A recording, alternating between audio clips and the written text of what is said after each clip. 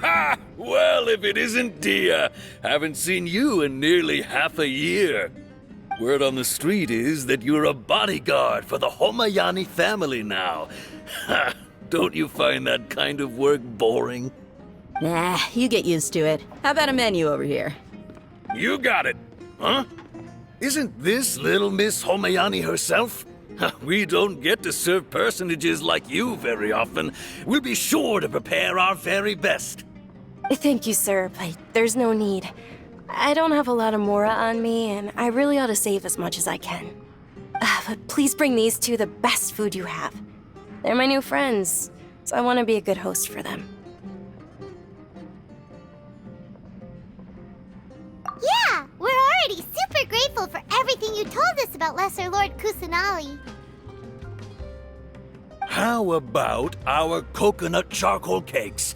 They're our signature snack, and they run cheap. Look, other customers over there are eating some now. They look kind of burnt and dry. Paimon will pass. Hey, come on! Paimon has personal preferences too, you know.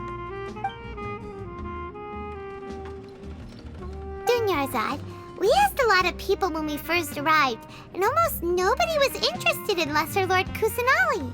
So, what made you want to follow her? Well, remember when you asked me if I knew how to meet the Archon? Even though I don't know how, I think I've actually seen her before. Huh? Really? Yes, it was when I was a child. At the time, my illness had kept me bedridden for the better part of a year. I was stuck inside and couldn't make any friends, and my parents did their best to find treatments for me. But even then, the Akasha didn't have any helpful information. My younger self no longer had any hopes or dreams. One flare-up was so bad that I was in a semi-conscious state for several days. Then one night, I woke up alone in my room. I was terrified. My body was paralyzed. Even if I cried, there was no sound. At that moment, an ethereal voice spoke in my mind. Dunyarzad, don't be scared. You don't have to cry. Dunyarzad, don't be scared. You don't have to cry. Who are you? How do you know my name? How do I explain this? You might not be able to understand, but actually, I know everything about you. Really? Of course. I know that you're scared of thunder, that you hate taking medicine every morning, and that you love counting the petals on your mom's skirt. Wow, you really do know everything. Dunyarzad, is there anything you want? Want? Not really. I can't go anywhere or do anything. Huh? But aren't you a child? All children have wishes. Tell me what you want, and maybe I can make it happen. But can you make my illness go away? Oh. I'm sorry, but I'm not powerful enough to do that right now. Then, can you be my friend? After that, the voice said, "Okay, I'll be your friend." Although my body was suffering during those days, that voice encouraged me and told me many wondrous things. Beyond my window was the flourishing Sumeru city. Beyond the city was a lush rainforest. And beyond that was the wall of Samiel, deserts, and all of Teyvat. Once I finally made it through that bout of illness, I couldn't hear that voice anymore. I told my mother about it, but she said that I must have been dreaming.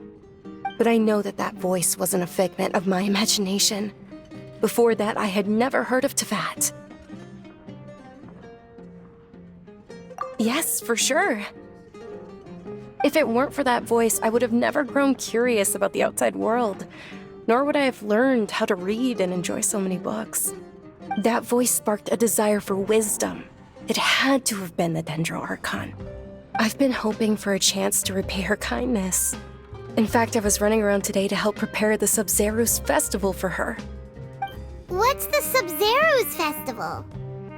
It's Lesser Lord Kusanali's birthday, which was the day that she was found by the sages.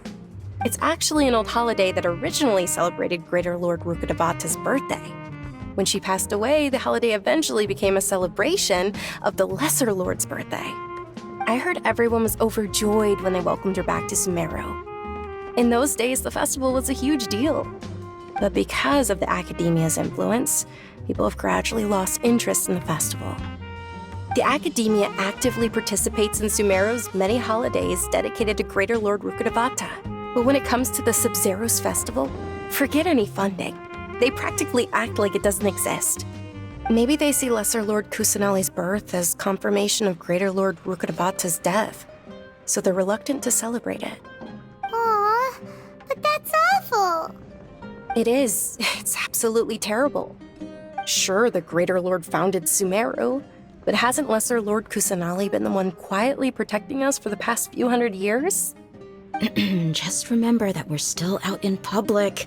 Don't get too carried away now.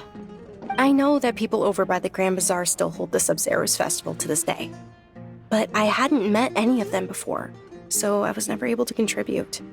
But recently, I made a friend there who also follows Lesser Lord Kusanali. I gave her my savings because I want her to throw a wonderful festival this year. That's the least I could do for Lesser Lord Kusanali. Hold on, my lady. Does this friend happen to be Nilu, the one who sends flowers to the estate? Yes, that's her. I saw her leaving the other day with a nervous look on her face.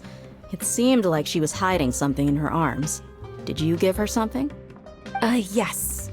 Initially, I didn't have much more prepared, so I had Nilu sell one of my skirts. I've agreed with Nilu to meet up at the Grand Bazaar today and see how things are coming along. Dia, would you accompany me? Sure. That's quite the trip, though. I'll carry you.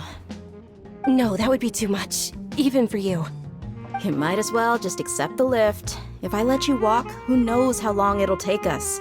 And if anything happens to you, then I'd really never hear the end of it from your father.